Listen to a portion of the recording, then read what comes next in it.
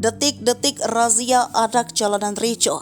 Petugas Dinsos diserang 3 pemotor di Simpang 5 Makassar. Razia anak jalanan yang dilakukan petugas Dinsos Kota Makassar, Sulawesi Selatan berakhir ricuh. Pihak keluarga yang tidak terima anaknya diamankan langsung mengejar mobil petugas dan melakukan penyerangan. PLT Kepala Dinsos Makassar Armin Paera membenarkan adanya insiden tersebut. Keributan terjadi saat petugas melakukan razia anjal di area Simpang 5 Makassar Kamis 21 Desember sekitar pukul 3:30 menit.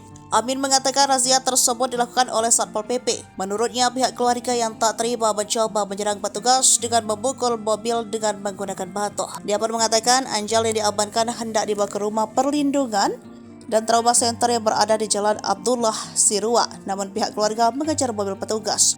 Peristiwa tersebut membuat mobil yang digunakan petugas mengalami kerusakan pada bagian kaca. Kini pihak Dinsos telah melakukan koordinasi dengan pemerintah kecamatan dan juga pihak kepolisian Bringkanaya.